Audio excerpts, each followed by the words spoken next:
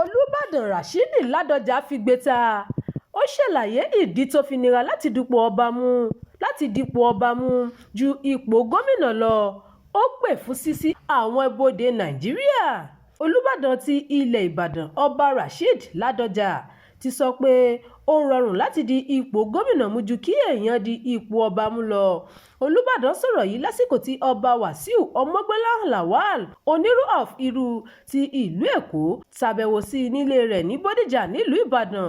Ọba Ládọjà tó ti fìgbà kan rí jẹ́ gómìnà ìpínlẹ̀ Ọ̀yọ́ ṣàlàyé pé gómìnà lágbára láti pàṣẹ gẹ́gẹ́ bí olórí ìjọba, àmọ́ ọba kò ní irú agbára bẹ́ẹ̀. Olúbàdàn tún sọ pé kò sí ibì kan gbòógì tí ọba ti ń rówó nígbà tí ètò ìnáwó gidi wà fún gómìnà. Ládọjà ní ó ṣe pàtàkì láti fún àwọn ọba aláyé ní ipò tí yóò wà nínú ìwé òfin Nàìjíríà, nítorí bí àwọn ọba ti súnmọ́ aráàlú pẹ́kípẹ́kí sí ọba ilẹ̀ Ìbàdàn fi kún ọ̀rọ̀ rẹ̀ pé nǹkan tí aráàlú ń retí lọ́dọ̀ àwọn ọba aláyé pọ̀ gan-an. Olúbàdàn rántí àsìkò tó gbé nílùú Èkó lọ́pọ̀ ọdún sẹ́yìn, pàápàá jùlọ ní agbègbè Lagos Island. Ṣáájú ni Onírú ti gbóṣùbà fún ọba Ládọjà fún onírúurú nǹkan tó ti ṣe fún ọ̀pọ̀lọpọ̀ ọdún sẹ́yìn. Ọba Ọmọgbọ́láhàn tóun náà ti fìgbà kan rí jẹ́ kọmíṣánná ní ìpínlẹ̀ Èkó sọ̀rọ̀ lórí bí ó ti nira fún ẹni tó bá ti wà nípò ìjọba rí tẹ́lẹ̀ láti di ipò ọba mú.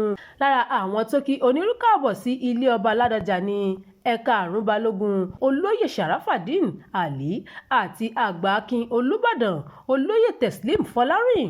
Olúbàdàn ti ilẹ̀ Ìbàdàn Ọba Rashidi Ládọjà ti rọ ìjọba àpapọ̀ láti ṣí àwọn ibodè orílẹ̀-èdè Nàìjíríà padà láti jẹ́ kí àwọn èèyàn àti ẹrù máa lọ láti ibì kan sí ibòmíràn lẹ́kùn ìwọ̀ oòrùn Áfíríkà láìsí ìdíwọ́.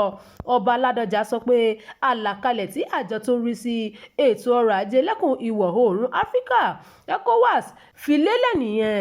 Ládọjà sọ̀rọ̀ yìí lásìkò tí ọ̀gá àgbà àjọ aṣọ́bodè ẹkùn Ọ̀yọ́ sí Ọ̀ṣun Gambo Aliyu ṣàbẹ̀wò sí ní ààfin rẹ̀ nílùú Ìbàdàn. Lọ́dún 2019 ní ìjọba àpapọ̀ lábẹ́ àṣẹ ààrẹ Muhammadu Buhari gbé ibodè orílẹ̀ Nàìjíríà ti pa, àmọ́ ìjọba padà sí àwọn kan padà, èyí tí bodè Sẹ̀mẹ̀ àti Ìdíròkò wà nínú rẹ̀. Olúbàdàn ní kò sí ìdí fún ìjọba láti gbé ibodè ti pa mọ́ lẹ́yìn tí ó ti yọ owó ìrànwọ́ orí epo kúrò lọ́dún 2023. Ọba Ládọjà tún rọ àjọ aṣọ́bodè láti rí i pé wọ́n dẹ́kun báwọn èèyàn kan ṣe ń kó nǹkan ìjó olóró wọ Nàìjíríà. Ládọjà kò sa ìlú Ọ̀gá Àlíyù lọ́gọ ẹnu fún iṣẹ́ takuntakun tí ó ṣe láti ìgbà tí ó ti ń ṣàkóso àjọ aṣọ́bodè lẹ́kùn ìpínlẹ̀ Ọ̀yọ́ àti Ọ̀ṣun. Ọ̀gá àjọ aṣọ́bodè náà tún dúpẹ́ lọ́wọ́ Olúbàdàn lọ kábíyèsí láti máa tẹ̀síwájú pẹ̀lú ìrànwọ́ rẹ̀ fún àjọ aṣọ́bodè. Ẹ̀wẹ̀, Olúbàdàn ti ké pe àwọn ọmọ Yorùbá láti máa fojú sọ́rí pẹ̀lú bí ètò ààbò ti di ojú kejì ní Nàìjíríà báyìí.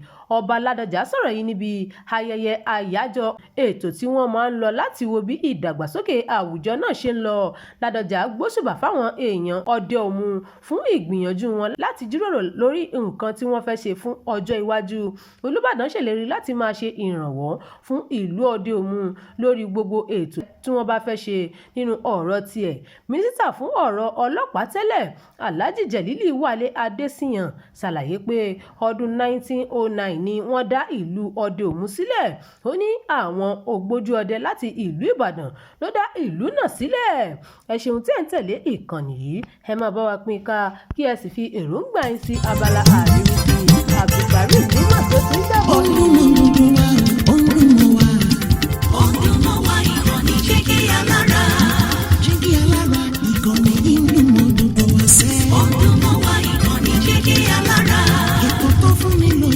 Ètò tó wà ní lọ́yẹ̀ wà ń bẹ̀. Ọdún mọ́ wá ìkànnì Jígí Alára. Ìròyìn lóríṣiríṣi tàbí mọ bó ṣe ń lọ láwùjọ.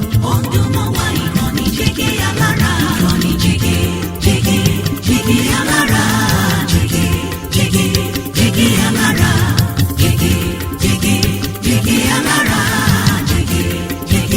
Jígí Alára. Ìkànnì Jígí Alára 24 bàbá gbogbo.